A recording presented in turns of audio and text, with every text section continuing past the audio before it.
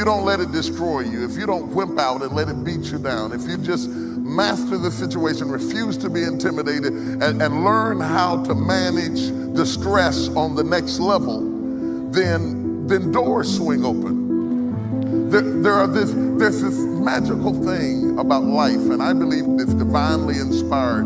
You know how you go to the grocery store and you stand at a certain spot, you haven't even gotten to the door yet, but when you get in close proximity, the doors just start opening.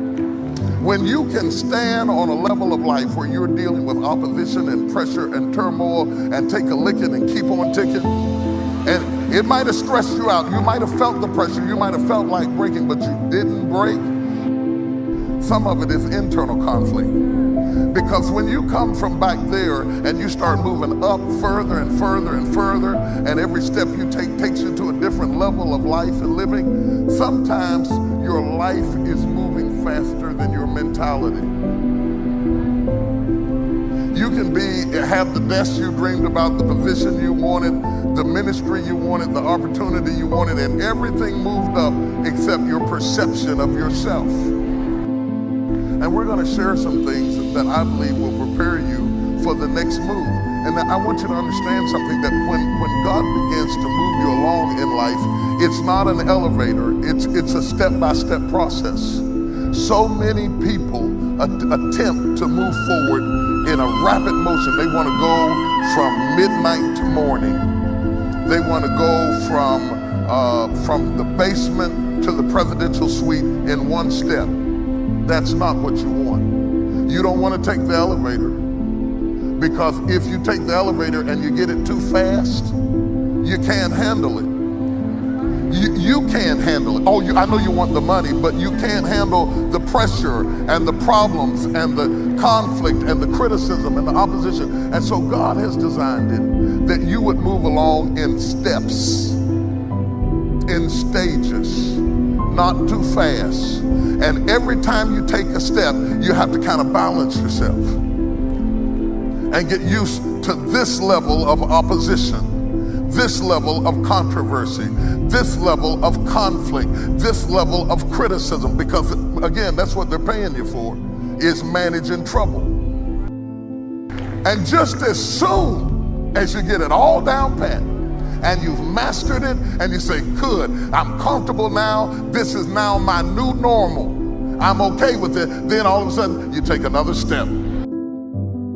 You're back in a situation where you're learning again, and you're being hit in places you never expected to be hit before, and you're dealing with life on another level. And that happens whether you're in a corporation, whether you're in a church, or whether you're a family and you just had another child. Every time you have a child, new conflict, new problems, new things to deal with, more to manage, more to handle. You just got used to having one, you come back from the doctor, now you're getting ready to have two. Everything's got to shift, everything's got to move. And everything you learned about the first child doesn't work on the second child. But God is so gracious, because He leads you along in steps and stages. And periodically, He will stop the process, allow you to evaluate where you are, to better understand where you are, and put you in a position that you can deal with your heart and mind and emotions that may still be back there where you started. And people are jealous of you and envious of you and fighting you, and they don't understand that you still perceive yourself as if you were where you started. But the steps of the Lord are leading you higher and higher and further and further and further than you've ever been before. Touch somebody and say, take another step. There's another step waiting for you. There's another dimension of life, another dimension of leadership, another dimension of problems, another dimension of conflict, another dimension of faith and finances and family and all of that. Being afraid that you will reach your goal, but some disaster may result. These are mixed emotions. I want it, but I don't want all the stuff that comes with it. I don't want to deal with all the problems that come with it. I don't want to deal with all the disasters. I don't want to deal with the pressures that come with it. I can't handle it. I'm going to stay on this lower level. And when you do that and you reject God's opportunity, you are left with nothing but the hope of magic. Magic is when I'm just going to stay down here where it's comfortable, but some kind of magical way I'm believing that I'm going to get a blessing up here while I'm staying down here. You can't do it. It's like believing God that you're going to get pregnant and not gain weight. I want the baby, but I don't want the pregnancy. I don't want the weight. I don't want the stretch marks. I don't want to throw up in the morning. No, all of that goes along with the process. And if you will allow anyone, anything, any voice on the inside to talk you out of this moment, you will forfeit it and be stuck washing your nets when there's a great drought of fish waiting you, if you have the courage to believe. What really stops us from taking the lead and coming to the forefront a lot of times is not the lack of talent, it's not the lack of resources, sometimes it's not the lack of education. I've been amazed at the people I have met who were highly educated and failing. Highly educated and failing. Highly educated and homeless. I worked with a guy who has a doctorate in economics and is washing cars. Just can't seem to get it together. So education alone is not the solution. I'm for education. I think it's important. It's a good thing, or we wouldn't have built the school next door. I think it's very important. But I have seen people educated and stuck.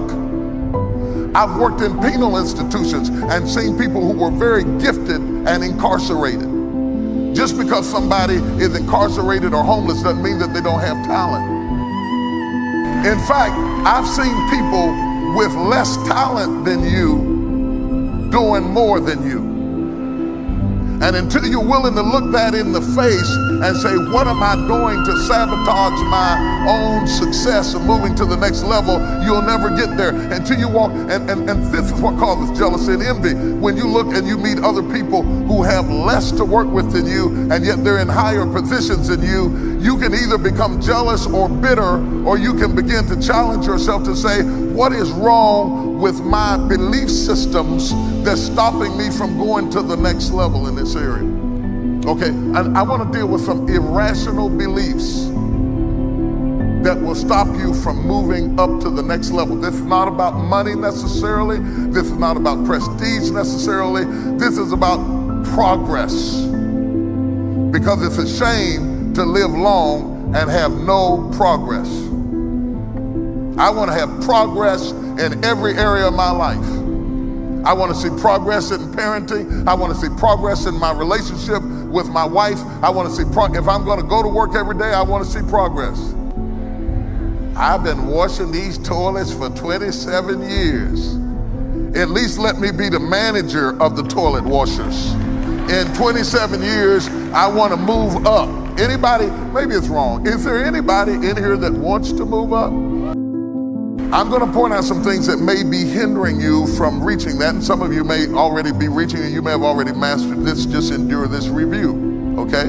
I'm going to point out 6 things, 6 irrational belief patterns that may be hindering you from going to the next level. One of them is undeserving.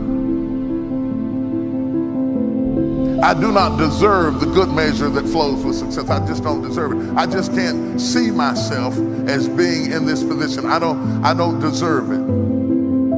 This often comes from things that people said to you or about you. And they have convinced you, they programmed you to see yourself in a limited parameter. And so when you see opportunities beyond how you've been programmed, you reject it because you don't feel like you're deserving of it. The other one is beyond undeserving is ordinary. I do not want to stand apart or be different. I want to fit in.